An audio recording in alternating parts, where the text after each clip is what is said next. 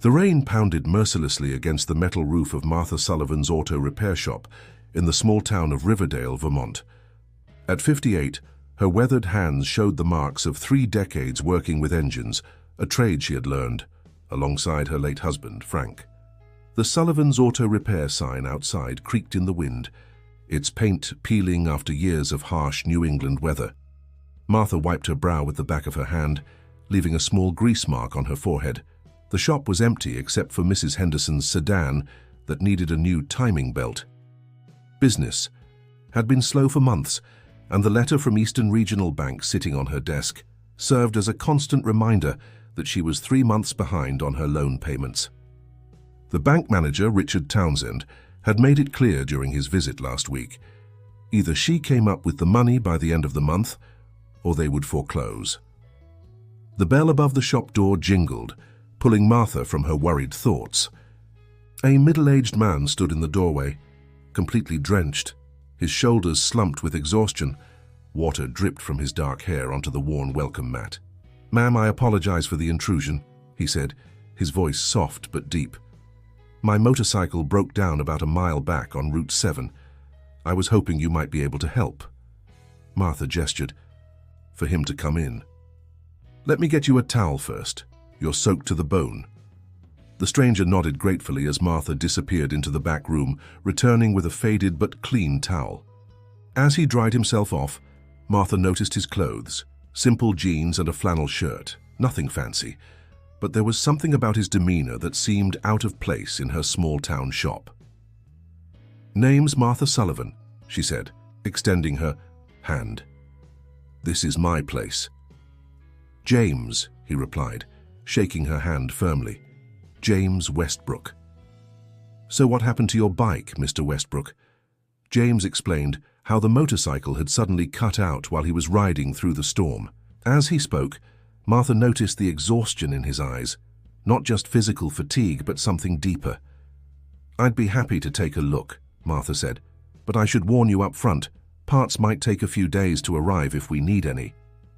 James's face fell. "That's the other issue. I was robbed at a rest stop yesterday, took my wallet, phone, everything. I've got nothing to pay you with right now, but I promise—" Martha raised her hand to stop him. "Let's worry about that after we figure out what's wrong with your bike. Where is it?" "About a mile down the road. I can walk back and—" "Nonsense," Martha interrupted, grabbing her truck keys from a hook on the wall. "We'll drive out and tow it back." As they drove through the rain-soaked streets of Riverdale in Martha's old Ford pickup, James remained quiet, staring out the window at the quaint storefronts and Victorian homes that lined Main Street. "Just passing through?" Martha asked, breaking the silence. James nodded. "Something like that needed to clear my head." They found the motorcycle partially hidden beneath a large oak tree. It was a Harley-Davidson, older model but well-maintained. Martha attached it to her truck's tow hitch with practiced efficiency, despite the downpour. Back at the shop, Martha examined the motorcycle while James sat nearby, nursing a cup of hot coffee she had made him. After 30 minutes of inspection, she wiped her hands on a rag and turned to him. "Fuel pump's shot, and there's some electrical issues I need to fix. Nothing I can't handle, but I'll need about a day." James looked down at his coffee cup. "About payment?" "We'll figure something out," Martha said firmly. "You look like you could use a hot meal and a place to sleep. There's a cot in the back office where Frank, my husband, used to nap during long shifts. You're welcome to it." James's expression was a mixture of surprise and gratitude. "Why would you help a complete stranger like this?" Martha's eyes drifted to the old photograph on the wall, herself and Frank standing proudly in front of the newly opened shop 20 years. "Ego. Because that's what Frank would have done. And because some days everyone needs a little kindness." After a simple dinner of canned soup heated on the small hot plate in the shop's kitchenette, Martha showed James to the office where a narrow cot was pushed against the wall. She provided him with a clean blanket and a pillow. "It's not much," she apologized. "It's perfect," James assured her. "I can't thank you enough, Mrs. Sullivan." "Martha," she corrected him. "Just Martha." That night, as the storm continued to rage outside, Martha lay awake in her small apartment above the shop, worrying about the bank letter and wondering about her mysterious guest. There was something in his manner that suggested he wasn't accustomed to asking for help, a certain pride in the way he carried himself despite his bedraggled appearance. Little did Martha know that the man sleeping in her shop office on a worn cot beneath a faded blanket was James Westbrook III, CEO of Westbrook Industries, one of the largest automotive manufacturing conglomerates in the country. The same company whose parts suppliers had been undercutting small repair shops like hers for years.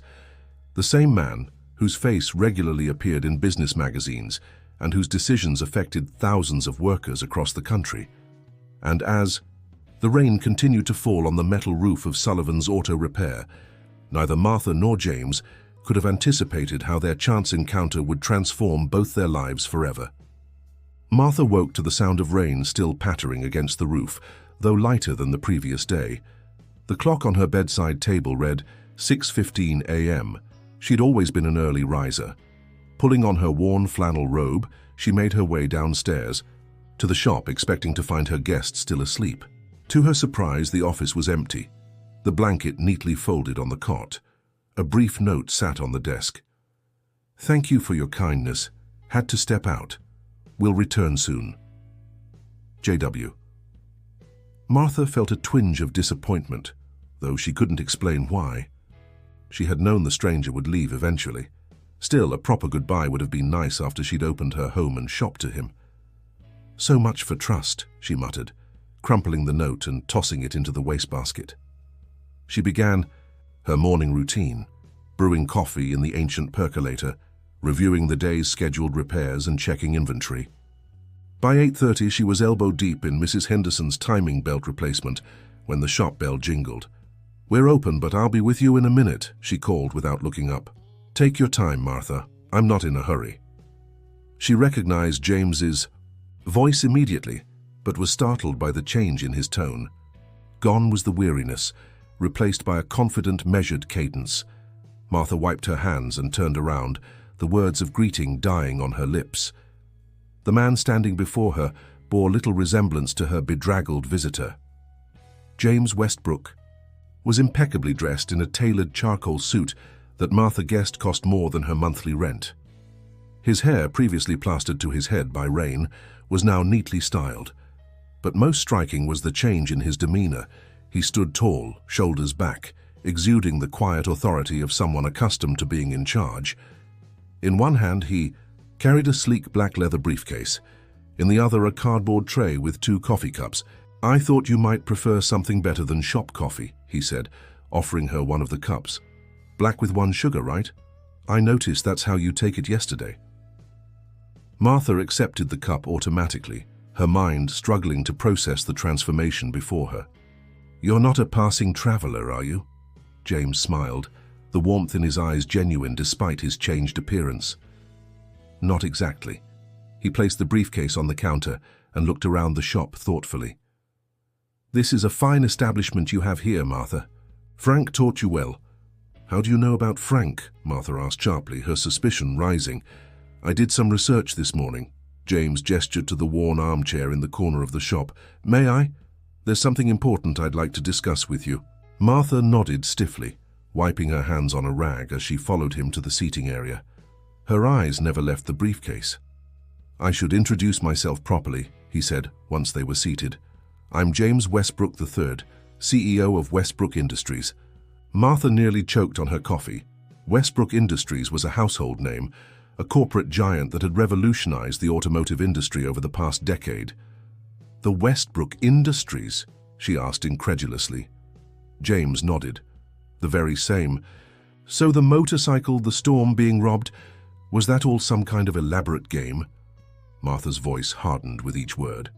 "No," James replied firmly. "The robbery was real, though the items were recovered this morning by local police. The storm was certainly real, and the motorcycle did break down, but I wasn't entirely forthcoming about who I am or why I'm here." He opened the briefcase, revealing a stack of professionally bound documents. "I've been traveling incognito for the past month, visiting small towns across New England. Corporate life can become isolating. I wanted to reconnect with real people, to understand what's happening in communities where our products are used. So, I was part of your corporate research project? Martha stood up abruptly, anger flashing in her eyes. Please hear me out, James said, his voice calm but earnest. What happened yesterday wasn't planned. Your kindness to a stranger, with no expectation of return, was something I haven't experienced in years. It reminded me of why I got into this business in the first place. Martha remained standing, arms crossed, but she didn't walk away. I've spent all morning looking into Sullivan's Auto Repair. Your reputation in this community is impeccable. Your technical skills are exceptional. That carburetor rebuild you did for Mayor Thompson's vintage Mustang is still talked about in classic car forums online. Despite herself, Martha felt a flicker of pride. I also know you're 3 months behind on your bank loan, James continued gently. Eastern Regional is planning to foreclose by the end of the month. Martha stiffened. You had no right to dig into my personal affairs. Perhaps not, James acknowledged. But I've also learned that your supplier costs have increased by 32% in the past year, much of that due to pricing practices my own company implemented. He looked genuinely regretful. I had no idea how these corporate policies were affecting shops like yours until I started this journey. He pulled out the top document from his briefcase and placed it on the coffee table between them. I have a proposition for you, Martha. A partnership. Martha glanced at the document, then back at James with suspicion. What kind of partnership? Westbrook Industries is launching a new initiative, a network of certified independent repair centers across the country. We provide capital investment, supply chain access, and marketing support. You provide your expertise, your reputation, and your connection to the community. And what happens to Sullivan's Auto Repair? To Frank's legacy? It remains yours, James assured her. Your name stays on the building. You make the hiring decisions. The difference is you'll have the resources to expand, to modernize, to compete with the big chain shops that have been stealing your customers. Martha finally sat back down, her mind racing. The proposal was exactly what the shop needed, what she needed to survive. Yet something held her back. Why me? Why not approach me as a businessman from the start? James set his coffee aside and leaned forward, his expression serious. Because I needed to know what kind of person you are. Corporate partnerships are about more than numbers on a page. They're about shared values, mutual trust. He gestured to the motorcycle, now partially disassembled on her work platform. You helped me when I had nothing to offer in return. That tells me everything I need to know about Martha Sullivan. The shop bell jingled again, and Richard Townsend from Eastern Regional Bank stepped inside, his expression souring when he spotted Martha. Mrs. Sullivan, I was in the neighborhood and thought I'd stop by to discuss your situation, he said, barely acknowledging James's presence. Before Martha could respond, James stood and extended his hand to the banker. Richard Townsend, isn't it? I'm James Westbrook. I believe we have a mutual acquaintance in Charles Whitmore, on your board of directors. The banker's eyes widened as recognition dawned. Mr. Westbrook, I had no idea you were in Riverdale. I'm considering a significant investment in Sullivan's Auto Repair, James said smoothly. Mrs. Sullivan and I were just discussing the details. He turned to Martha, a question in his eyes. Martha looked from James to the banker, then to the framed photo of Frank on the wall. For 20 years she had carried on his legacy alone, fighting against chains and franchises, against rising costs and changing technology. Maybe it was time to try a different approach. Mr. Townsend, she said, straightening her shoulders, it seems my financial situation is about to change. Perhaps you'd like to revisit our conversation in a few weeks. The banker stuttered an affirmative response before hastily excusing himself, the bell jingling wildly as the door closed behind him. When they were alone again, Martha turned to James, her expression a complex mixture of hope and apprehension. I haven't agreed to anything yet, she warned him. James smiled and gestured to the proposal on the table. Take your time. Read it through. Ask questions. This decision needs to be right for you. As Martha picked up the document, she couldn't help but wonder if she was making a deal with the devil or being offered the opportunity of a lifetime. Either way, nothing at Sullivan's Auto Repair would ever be the same again. 6 weeks had transformed Sullivan's auto repair almost beyond recognition. The rusty sign had been replaced with a sleek new one that still prominently featured the Sullivan name, though now with Certified Westbrook Partner beneath it in smaller letters. The shop floor had been expanded, the equipment upgraded, and 3 additional service bays added to accommodate more vehicles. Martha stood in the doorway of her office, now furnished with proper furniture instead of the mismatched yard sale. Finds she'd accumulated over the years, and watched as 2 young mechanics installed a state-of-the-art diagnostic system. The changes were overwhelming, happening faster than she could process them. Her phone buzzed with a text from James. "Landing in 30 minutes. Town car will bring me to the shop. Looking forward to seeing the progress." Martha sighed. This would be his 3rd visit since they'd signed the partnership agreement. Each time he arrived with new ideas, new improvements, new people to introduce. The small-town repair shop was rapidly becoming something she barely recognized, something successful but increasingly foreign.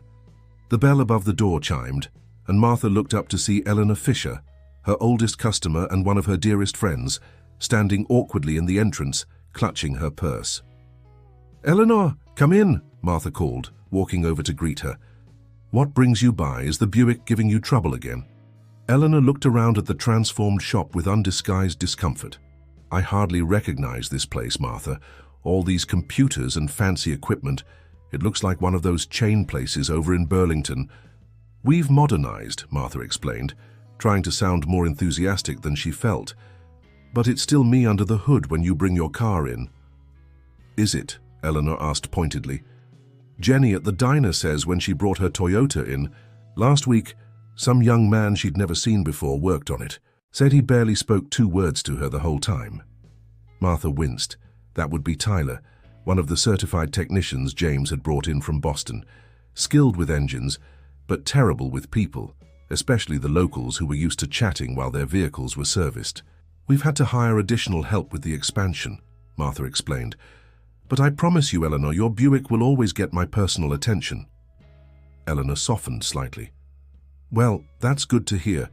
The real reason I stopped by was to make sure you're still planning to judge the antique car show at the Harvest Festival next month. The committee was wondering, what with all your new commitments?" "Of course I am," Martha assured her. "Some things don't change." After Eleanor left, Martha retreated to her office, overwhelmed by a wave of doubt. She had agreed to the partnership to save the shop, to preserve Frank's legacy. But was she actually destroying it by allowing these changes?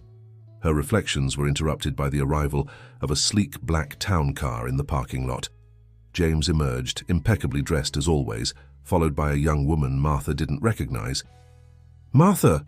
James greeted her warmly as he entered the shop. "The place looks fantastic. Have you seen the latest customer numbers? Up 43% from last quarter." Before Martha could respond, he turned to the young woman beside him. "This is Sophia Chen, our marketing director. She's here to discuss the grand reopening event next month." The young woman extended a manicured hand. "Mrs. Sullivan, it's an honor to meet you. Mr. Westbrook has told me so much about your partnership." Martha shook her hand, noting the designer watch on Sophia's wrist that probably cost more than Martha made in a month before the partnership.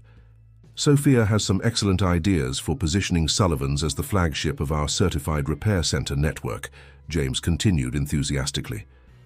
"Actually," Martha interrupted, "I need to speak with you privately, James, about a few concerns I have." A flicker of surprise crossed his face, but he nodded. "Of course. Sophia, why don't you take a look around the facility while Mrs. Sullivan and I chat?" Once they were alone in her office, Martha didn't mince words. "This is happening too fast, James. My customers are uncomfortable. They don't know the new staff. The prices have gone up. It feels like—" "Progress," James suggested gently. "Like I'm losing control," Martha corrected him. This was supposed to be a partnership, not a takeover. James's expression softened. "I understand your concerns, Martha.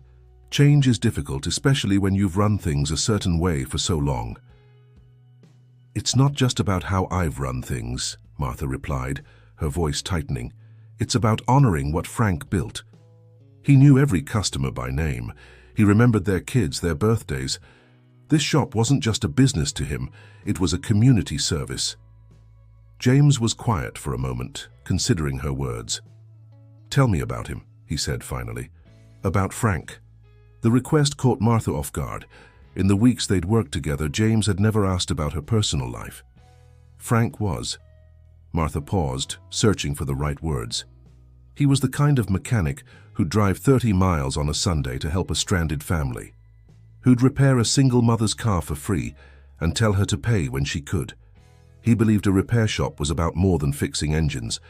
It was about helping people stay connected to what mattered to them. James nodded thoughtfully. "He sounds like a remarkable man, the kind who would have adapted to changing times without losing his core values." "That's not fair," Martha said sharply. "You didn't know him." "You're right, I didn't," James conceded.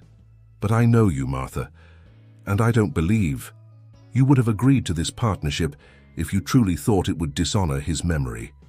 Before Martha could respond, the shop door burst open, and a tall young man in his early 30s strode in, his expression thunderous. "Mom, what the hell is going on?" Martha stood abruptly. "Michael, what are you doing here?" Michael Sullivan glared at James before turning back to his mother. "I had to hear from Eleanor Fisher that you've sold out to some corporate chain. She called me in Denver because she was worried about you." "I haven't sold out," Martha protested. "It's a partnership. This is James Westbrook." "I know exactly who he is," Michael interrupted coldly. "His company put 3 independent shops out of business in Colorado last year. Is that what you want to happen to Dad's legacy?" James stepped forward, extending his hand. "Mr. Sullivan, I understand your concern, but I assure you—" Michael ignored the outstretched hand. "Save it for someone who's buying your corporate—" "Face it, Michael," Martha exclaimed. "That's enough." A tense silence fell over the office. Finally, James spoke quietly. "I'll give you two some privacy. Martha, we can continue our discussion later." With a nod to Michael, he left the office, closing the door behind him. "How could you do this, Mom?" Michael demanded once they were alone. "Dad would be heartbroken." Martha felt her temper rising. "Don't you dare tell me what your father would think. You haven't been here. You left for Denver 5 years ago and barely visit twice a year." "Because there was nothing for me." "Here," Michael shot back. "Every time I suggested modernizing or expanding, you shut me down. That's not how your father would have done it," you'd say. "But now, this stranger walks in and suddenly you're all about change?" The accusation stung because there was truth in it. Martha had resisted Michael's suggestions for years, clinging to Frank's methods even as the business struggled. "It's different now," she said quietly. "The shop was about to go under. The bank was foreclosing." "And you didn't think to call?" "Dee," Michael's voice cracked slightly. "I'm your son. I would have helped." Martha sank back into her chair, suddenly exhausted. "You have your own life, Michael. Your own career. I didn't want to burden you." Michael's expression softened. "Mom, I only went to Denver because I thought that's what you wanted. You seemed so determined to run this place by yourself after Dad was gone." For several moments, neither spoke. The sounds of the busy shop filtered through the closed door, the whir of power tools, the murmur of conversations, the occasional ring of the phone. Finally, Michael broke the silence. "So what happens now?" "I don't know," Martha admitted. "The partnership has saved the shop financially, but I'm struggling with all the changes." Michael leaned against the desk, his anger fading to concern. "Then let me help. I've got 2 weeks of vacation time saved up. I'll stay and see what's really going on here." Martha looked up at her son, so much like Frank in his determination, though she'd never told him that.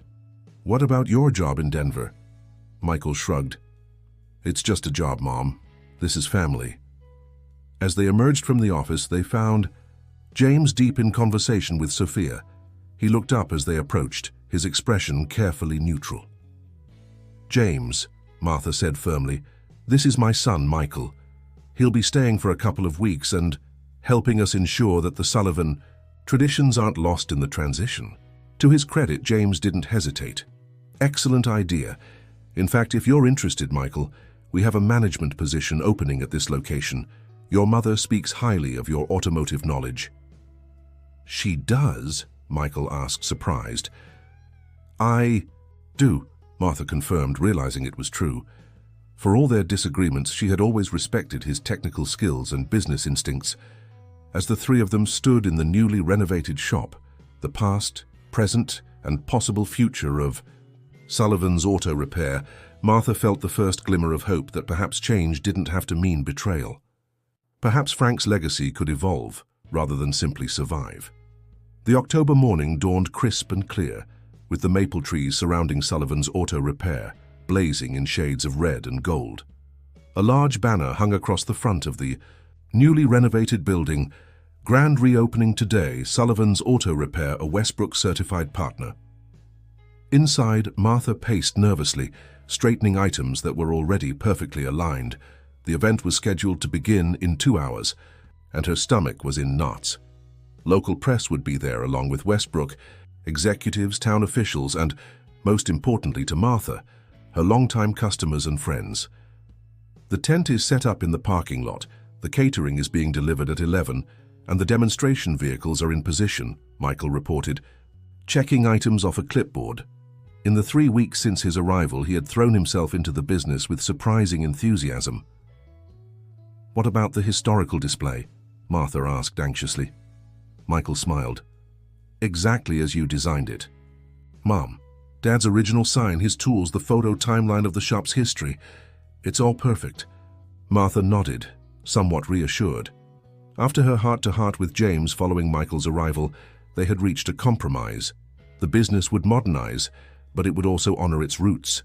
The historical display had been Martha's idea, a permanent installation showing the evolution of Sullivan's Auto Repair from its humble beginnings to its current incarnation.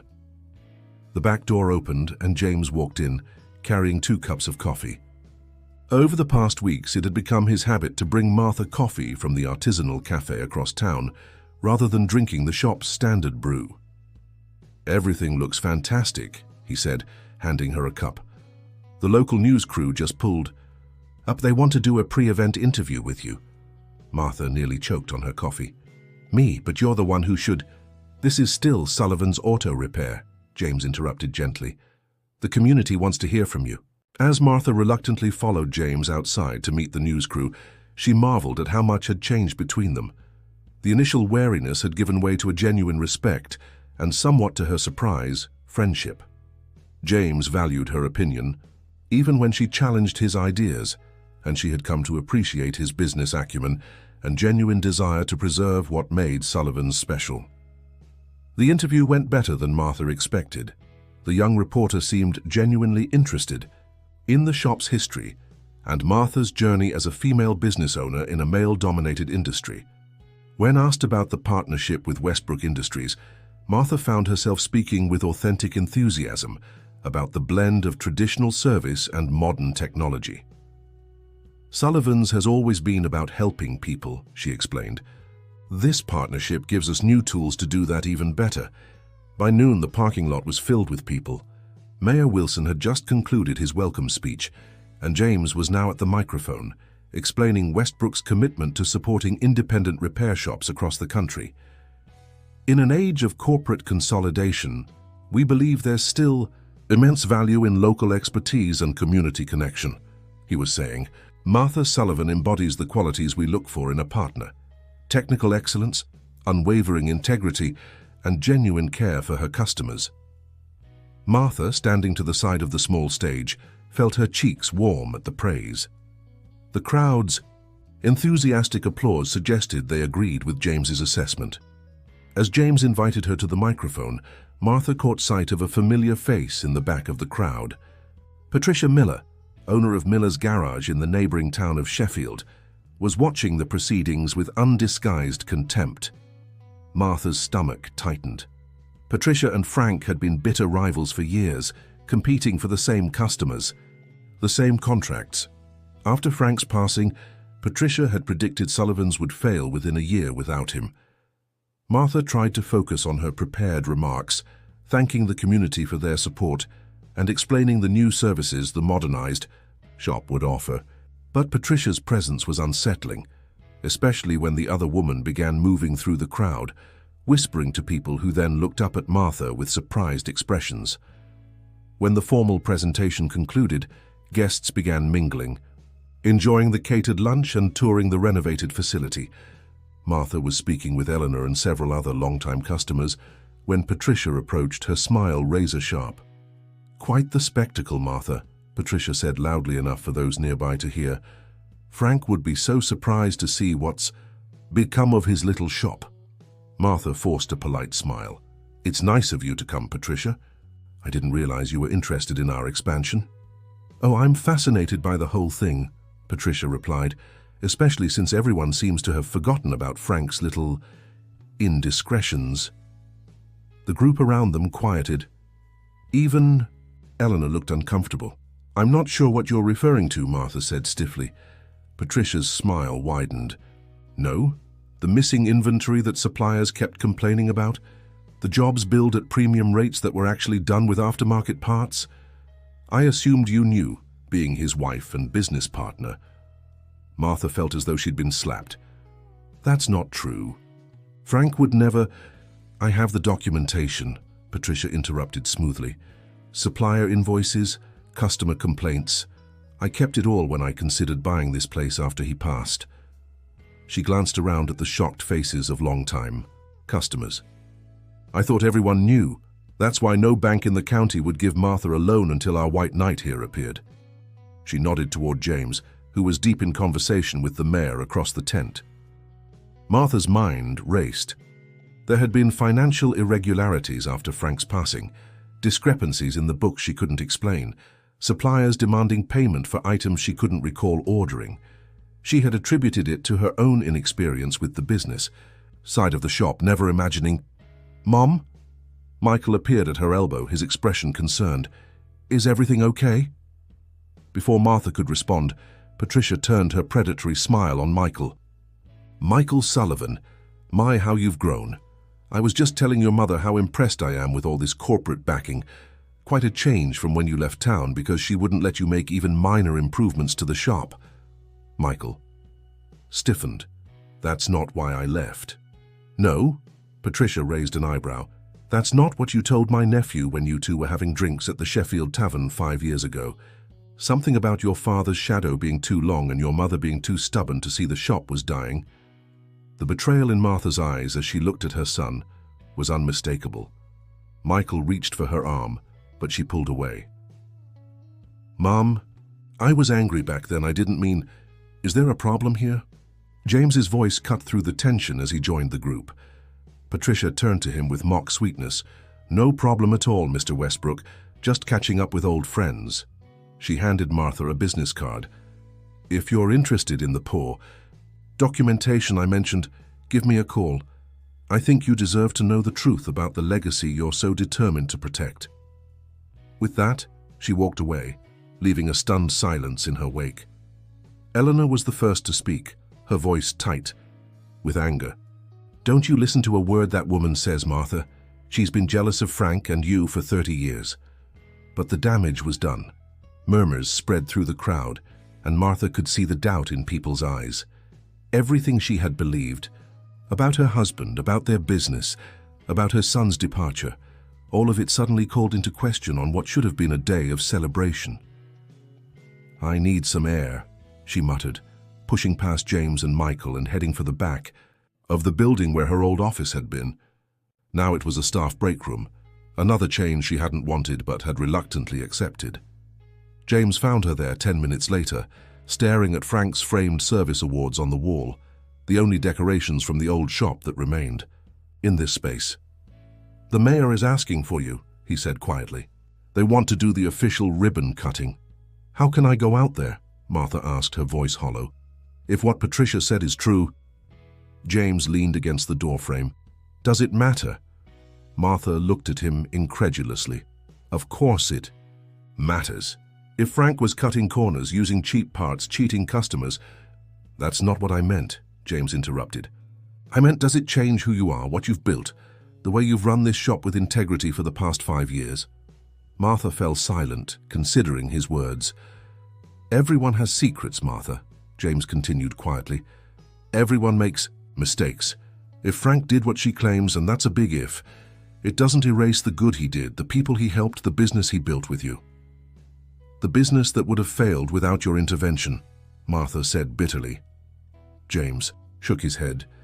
I gave you capital and resources, but you're the heart of Sullivan's. Always have been. He glanced at his watch. We should get back, but if you want, we can postpone the ribbon cutting. Martha straightened her shoulders, Frank's voice echoing in her memory. A Sullivan never hides when things get tough. She had lived by those words since his passing. No, she said firmly. The ribbon cutting proceeds as planned. As they walked back toward the front of the building, Michael intercepted them, his expression anxious. Mum, about what Patricia said. Not now, Michael, Martha interrupted. We have guests waiting. The rest of the event proceeded smoothly. On the surface, though Martha was acutely aware of the whispers and glances, she cut the ceremonial ribbon with a forced smile, thanked everyone for coming, and managed to maintain her composure until the last guest had departed. As the catering staff cleared away the remains of the event, Martha sat alone in her new office, Patricia's business card on the desk before her. The documentation the woman had mentioned, what secrets would it reveal? And did she really want to know? A knock at the door interrupted her thoughts. James entered, followed by Michael, both looking somber. We need to talk, James said, about Frank, about Patricia's claims, and about the future of Sullivan's. Auto repair. The winter storm that blanketed Riverdale in snow came earlier than usual that year. 6 months had passed since the grand reopening, and Sullivan's auto repair was busier than ever as locals brought their vehicles in for winter preparation. The expanded shop now employed 8 full-time mechanics, including Michael, who had decided to stay in Riverdale permanently. Martha stood by the large front windows, watching the snowflakes swirl in the glow of the newly installed exterior lighting. The financial success of the partnership with Westbrook Industries was undeniable. The shop's revenue had tripled. They'd hired 4 new local employees, and Martha herself was finally drawing a salary that reflected her expertise and experience. Yet, despite all this, a shadow lingered. After the confrontation with Patricia Miller at the grand reopening, Martha had made a difficult decision. Rather than viewing the documentation Patricia offered, she had chosen to focus on the present and future of Sullivan's. The past, whatever it might hold, could not be changed. James had supported her decision, though Martha suspected he had quietly investigated Patricia's claims himself. He never mentioned it, and she never asked. Their partnership had evolved into something neither of them had anticipated, a friendship based on mutual respect and shared purpose. Mom? Michael's voice broke into her thoughts. The community college president is on the phone. He wants to discuss expanding the apprenticeship program. The apprenticeship program had been Martha's idea, a way to train young people in automotive repair while providing reduced-cost services to low-income residents. To her surprise, James had enthusiastically supported the initiative, providing additional funding beyond what the partnership agreement required. I'll take it in my office, Martha replied, giving the snowy scene outside one last glance before turning away. As she walked through the shop floor, she exchanged greetings with the mechanics, a mix of old and new faces. Tyler, the technician from Boston who had initially struggled with the small-town atmosphere, was now patiently explaining a transmission repair to elderly Mrs. Watkins, who listened with rapt attention. In her office, Martha took the call discussing the details of expanding the apprenticeship program to include more students from the surrounding rural communities. As she talked, she absently fingered the small brass key she kept in her pocket, the key to Frank's old toolbox, which now held a place of honor in the historical display at the front of the shop. After finishing the call, Martha checked her schedule for the day. James was flying in that afternoon for their monthly planning meeting, this time with news he had described as potentially game-changing for their partnership. Though they spoke weekly by phone, his in-person visits had become less frequent as the Riverdale operation stabilized and his attention turned to launching similar partnerships in other regions. The shop door chimed, and Martha looked up to see a young woman enter, shaking snow from her coat. Something about her seemed vaguely familiar, though Martha was certain they had never met. "Can I help you?" Martha called, approaching the front desk. The young woman looked momentarily startled, as if she hadn't expected to be addressed so quickly. I was hoping to speak with James Westbrook. I was told he would be here today." "He's arriving this afternoon," Martha replied. "I'm Martha Sullivan, his business partner. Is there something I can help you with?" The young woman hesitated, her fingers nervously twisting the strap of her expensive leather handbag. "I'm Emma Westbrook. James is my father." Martha couldn't hide her surprise. In all their conversations, James had mentioned his daughter only briefly, a strained relationship, little contact in recent years. He had never shared details, and Martha had respected his privacy, just as he had respected hers regarding Frank. "It's a pleasure to meet you, Emma," Martha said, extending her hand. "Your father has been an incredible partner to Sullivan's." Emma shook her hand tentatively. "That's actually why I'm here. I've been following the Westbrook Certified Partner initiative. The trade publications have featured your shop several times. Would you like some coffee?" Martha offered. "We can wait for your father in my office." Emma nodded gratefully, and Martha led her through the busy shop to the quiet sanctuary of her office. Once they were settled with steaming mugs, an awkward silence fell between them. "How long has it been since you've seen your father?" Martha asked gently. Emma stared into her coffee. "Almost 4 years. That's a long time." "Yes," Emma's voice was barely audible. "Too long." Martha waited, sensing there was more the young woman wanted to say. "My mother was sick for a long time before she was gone," Emma finally continued. "Dad was always working, building the company, traveling. I resented him for not being there, especially at the end." Martha nodded sympathetically. "Grief makes us look for someone to blame." "It wasn't just grief," Emma admitted. "It was easier to be angry at him than to admit I was afraid of losing him too, so I pushed him away instead." The parallels to Martha's own relationship with Michael were unmistakable. How many years had they lost because neither could find the right words to bridge the gap between them?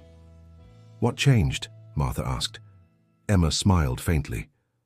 "I saw an interview he gave about this partnership, about you. He said something that struck me.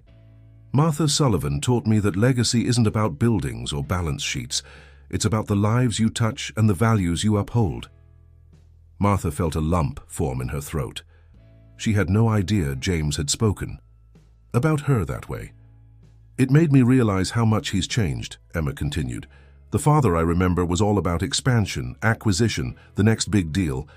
But this initiative, preserving independent shops, investing in communities, these apprenticeship programs, this is something different."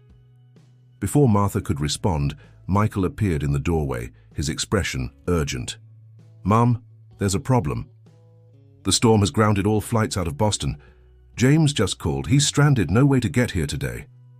Martha saw the disappointment flash across Emma's face. "Did you tell him his daughter is here?" Martha asked quietly. Michael's eyes widened as he noticed Emma for the first time. "No, the connection was bad. He could barely hear me."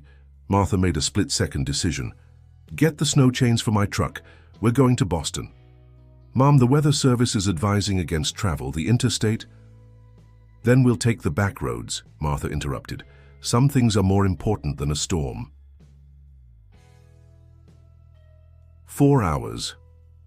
Later, after a white-knuckle drive through increasingly treacherous conditions, Martha's truck pulled up outside the small airport hotel where James had been able to secure a room. Emma had been mostly quiet during the journey, her nervousness growing more apparent as they got closer. "What if he doesn't want to see me?" she asked as they sat in the hotel parking lot, the wipers fighting a losing battle against the heavy snow. "He does," Martha assured her. "More than anything? How can you be so sure?" Martha smiled. "Because every time he talks about expanding the Certified Partner program, he mentions opening a location in Chicago, where you live. He's always finding reasons why Chicago would be perfect, how it needs more attention, more resources." Emma looked surprised. "He knows I'm in Chicago." "He keeps track of you," Martha said gently. He respects your decision to keep your distance, but he's never stopped caring. Taking a deep breath, Emma nodded. I'm ready. James was visibly shocked when he opened his hotel room door to find Martha and his daughter standing there, covered in melting snowflakes. Emma, he whispered, as if afraid she might disappear if he spoke too loudly. Hi, Dad, she replied, her voice trembling slightly. For a moment, no one moved. Then James stepped forward and wrapped his arms around his daughter, holding her as if he would never let go. Over Emma's shoulder, his eyes met Martha's, filled with questions and gratitude. I should let you two catch up, Martha said, turning to leave. Wait, James called. The news I wanted to share with you, it involves Emma. Martha looked back, confused. I've been working on creating a charitable foundation, James explained, still keeping one arm around his daughter, using a percentage of profits from all Westbrook-certified partner shops to fund technical education for underserved communities. I was hoping Emma might consider running it. Emma looked up at her father in surprise. You want me to run your foundation? Our foundation, he corrected. If you're interested. Your background in non-profit management makes you perfect for it. You know about my work? Emma asked. I've followed your career from a distance, James admitted. I'm incredibly proud of what you've accomplished. A fresh wave of emotion passed between father and daughter, years of misunderstanding beginning to dissolve. Martha smiled. I'll give you two some privacy. My room's down the hall if you need me. Later that night, unable to sleep, Martha stood at her hotel window, watching the storm gradually subside. Her phone buzzed with a text from Michael. Roads clearing. Should be able to head back tomorrow morning. As she set the phone down, a knock came at her door. James stood in the hallway, his expression more peaceful than she had ever seen it. Thank you, he said simply, for bringing her to me, for being the kind of person who would drive through a blizzard to reunite a broken family. Martha shrugged. It seemed like the right thing to do. That's what makes you special, Martha.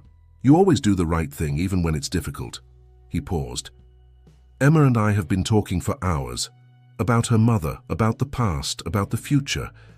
She's agreed to consider the foundation position. That's wonderful, James. There's something else, something I discovered months ago but never told you. James's expression grew serious. After the grand reopening, I had my legal team look into Patricia Miller's claims about Frank. Martha felt her heart rate quicken. I told you I didn't want to know. I know, and I respected that, but I think you should know this. He took a deep breath. Frank wasn't cutting corners or cheating customers. The financial irregularities were because he was doing free or reduced cost repairs for people who couldn't afford them. The missing inventory, the discrepancies in the books. He was helping people who needed it without taking credit or making a show of his generosity. Martha felt tears well in her eyes. It was exactly the kind of man Frank had been, kind but private, generous but proud. How did you find this out? She asked, her voice barely a whisper. Letters, James replied. Dozens of them from people he had helped over the years. Patricia had collected them as evidence of his mismanagement, but they told a completely different story. Your husband was a good man, Martha, the best kind. The revelation settled over Martha like a warm blanket. All these months, she had been afraid of what Patricia's documentation might reveal. Now she understood that Frank's legacy was exactly what she had always believed it to be, one of integrity, kindness, and service to others. The following spring, Sullivan's Auto Repair celebrated its 25th anniversary with a community barbecue that drew nearly the entire town of Riverdale.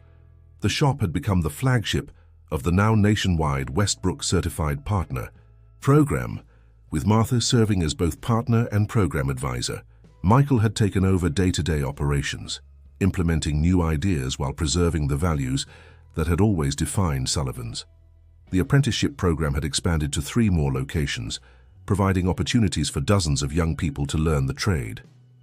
As Martha stood beside James and Emma, who had indeed taken on leadership of the Westbrook Foundation, watching Michael demonstrate proper tire rotation technique to a group of enthusiastic apprentices, she felt a sense of completion.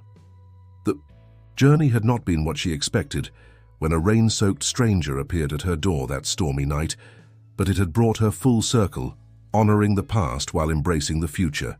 Frank's toolbox still held its place of honor in the historical display, but now it stood alongside a framed photograph taken the day of the blizzard.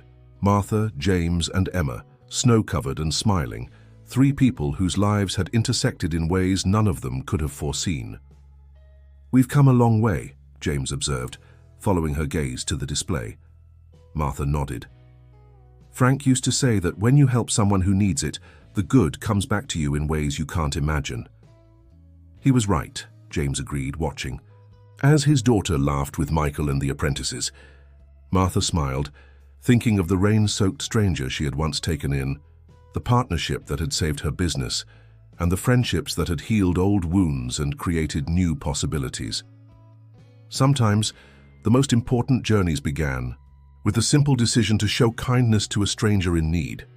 And sometimes that kindness changed everything.